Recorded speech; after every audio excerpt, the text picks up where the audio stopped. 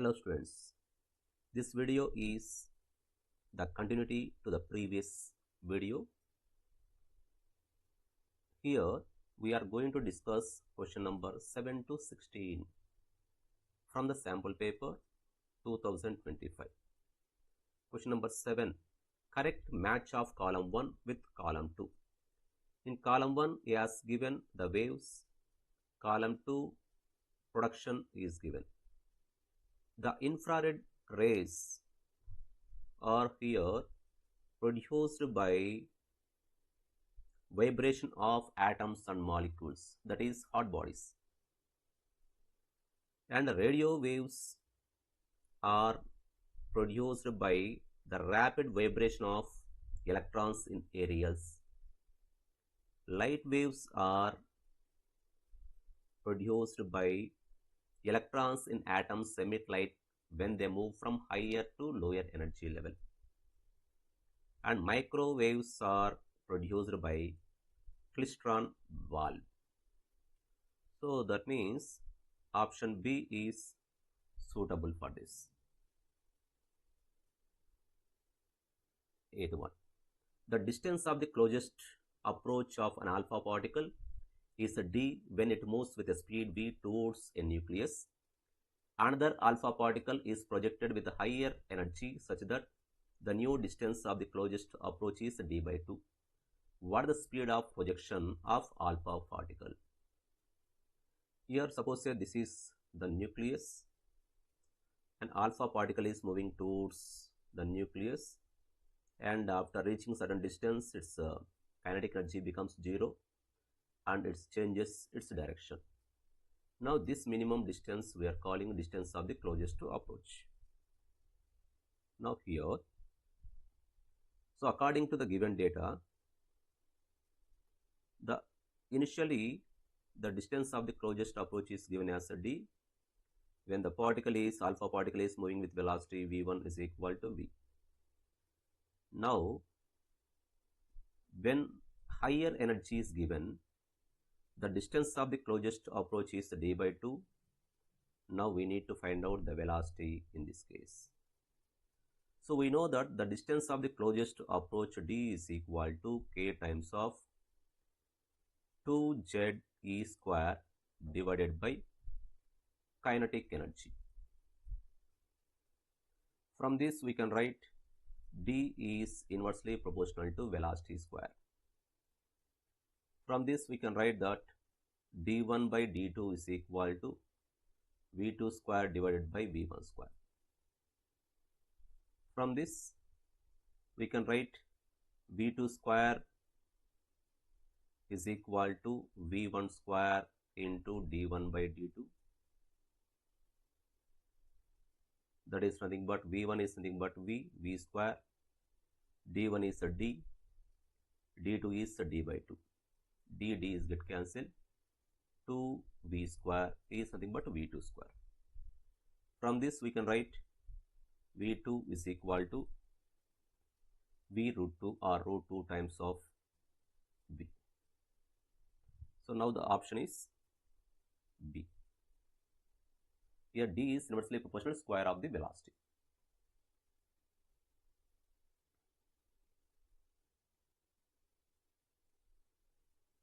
Ninth, a point object is placed at the center of a glass sphere of radius 6 cm and refractive index 1.5.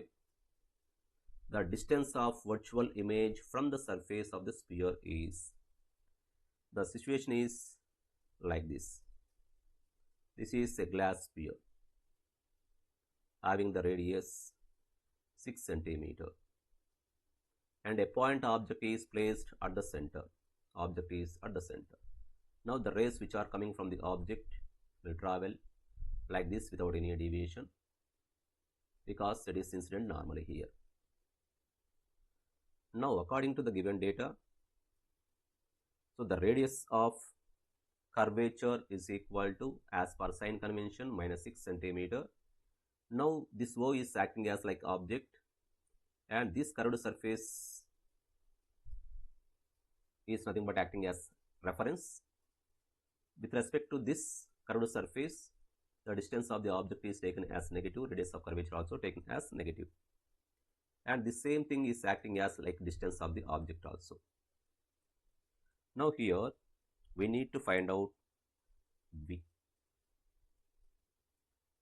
So whenever the object is in rarer medium and image is in denser medium, we have studied mu2 by V minus mu1 by U is equal to mu2 minus mu1 by R. But here the object is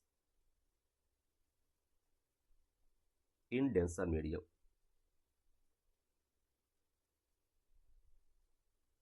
Here we can write mu1 by V minus mu2 by U is equal to mu1 minus mu2 by R, where mu1 is equal to here 1 is refractive index of rarer medium, mu2 is nothing but 1.5, that is refractive index of denser medium. By using this one, we'll get 1 by V minus of 1.5 divided by minus 6 is equal to 1 minus 1.5 divided by minus 6. That is equal to 0.5 divided by 6.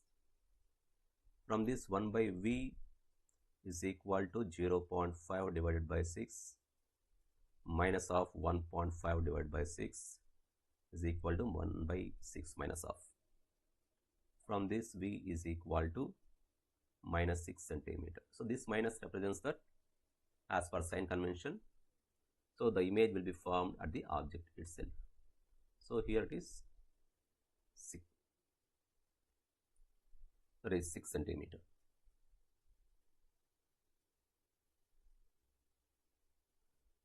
Colors observed on CD is due to, it is due to diffraction phenomenon. The number of electrons made available for conduction by dopant atoms depends strongly upon. He mentioned the conduction by dopant atoms.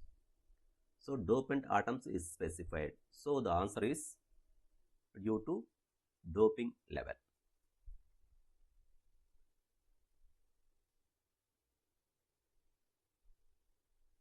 Coming to 12th.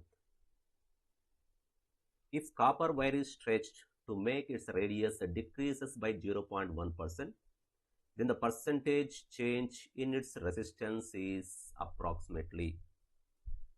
Here we need to find out delta R by R into 100%. This is percentage change in resistance.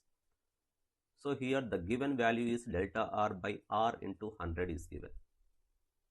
That is equal to 0.1%. Now radius and resistance relation. We know that R is equal to rho L by A. We can write this rho L by A multiplied with A divided with A. That is equal to rho times of volume divided by area square, area of the cross section square. Here volume and specific resistance remains constant. So rho V divided by pi square R power 4. The reason is A is equal to pi R square. From this we can write that R is inversely proportional to R power 4. We can write here delta R by R. This percentage error in resistance is equal to 4 times of delta R by R into 100. This delta R by R into 100 is nothing but 0.1%. So 4 into 0.1, that is equal to 0.4%. So option is C. Here as radius decreases, area of the cross section decreases, so there will be increase in resistance.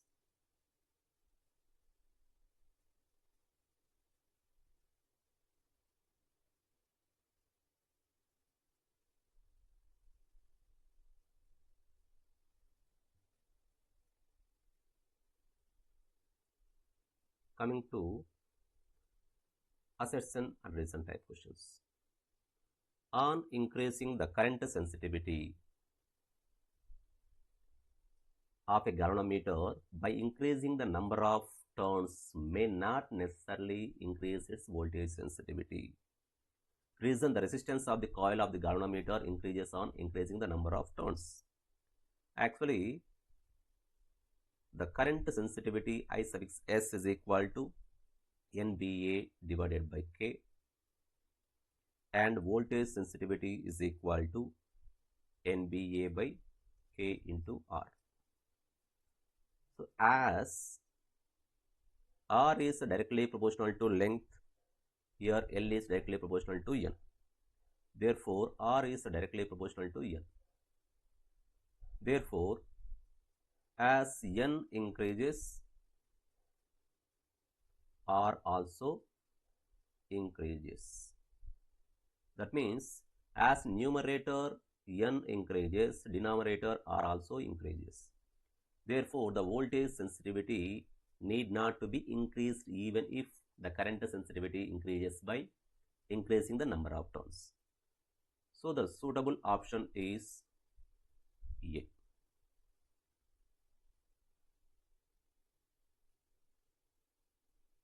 In hydrogen atom, there is only one electron, but its emission spectrum shows many lines.